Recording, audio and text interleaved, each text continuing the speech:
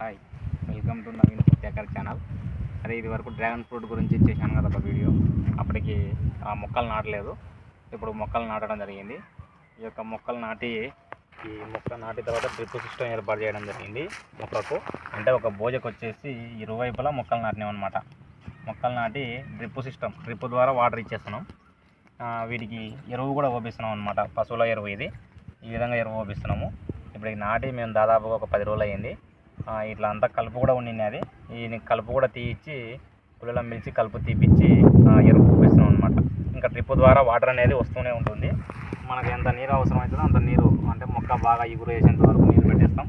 తర్వాత మళ్ళీ పని చేసేస్తాం.